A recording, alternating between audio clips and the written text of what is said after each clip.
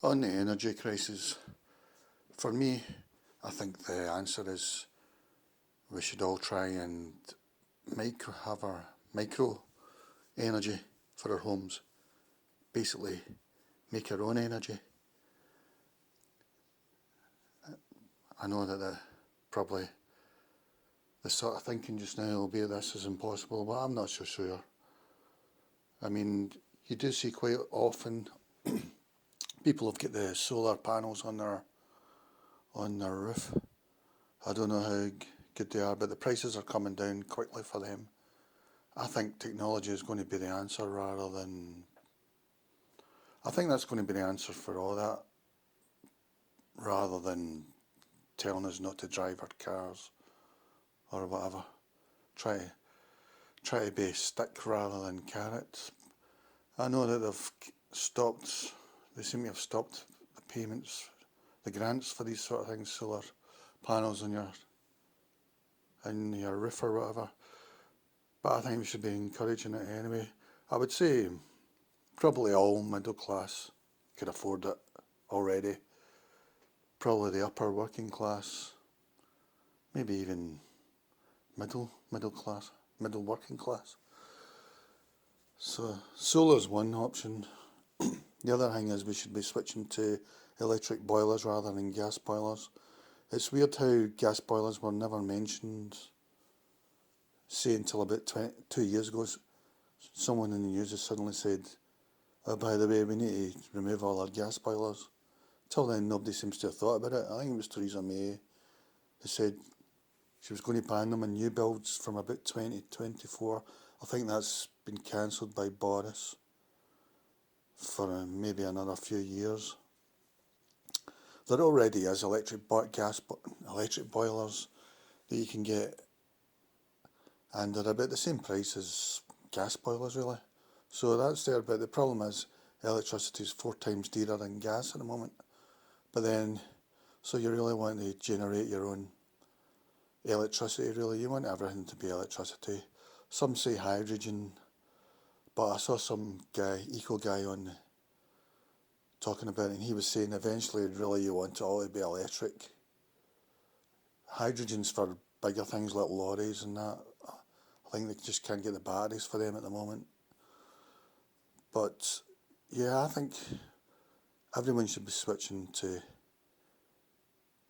doing their own micro energy for their houses. Because even if you think of your house, the main things that are going to use a lot of energy is your heating, your washing machine.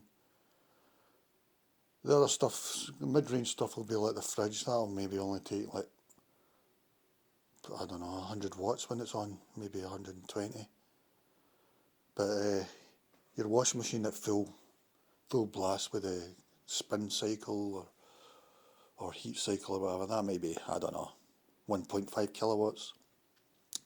Your heat might be probably about 1 kilowatt usually, but maybe some will go up to 1.5, maybe even 2.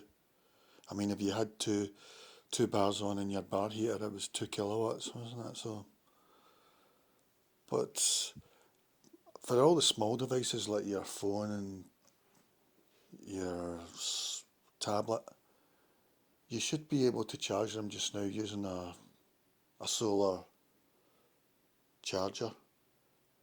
I mean, I know there's big ones that are meant for camping and that caravan camping, that are maybe 250 quid. I mean, they probably would do, but I'm sure there's ones at the cheaper range. I have tried ones at the cheaper range and I've not found any yet. Although, even just to show you, I've got a Logitech solar keyboard for my PC, and I've had it for 5 years, and obviously it doesn't come with a battery, and it's never failed me. It's even though it's never in direct sunlight, the sunlight it gets is enough for me to power that keyboard, whereas normally you'd probably put one AAA battery in, or maybe even two. So really everyone should be looking to get solar for their small devices. I got one at Aldi. I got that big sort of square one that's meant for cars to do, help with trickling their battery so that it's always charged up.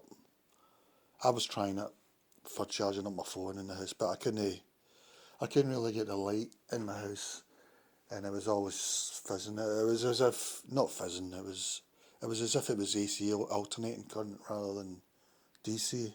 I just couldn't get it to work my phone. So I'm going to try another type. I'm sure you can get a sort of solar charger under £50, which should be able to do your phone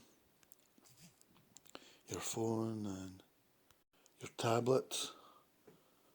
What else? I don't know about laptop. That might take a bit more, but people should be aiming to do these sort of things just now, I think, rather than waiting for the government to make big changes, or even waiting for new technology, because it probably a lot of technology is there just now.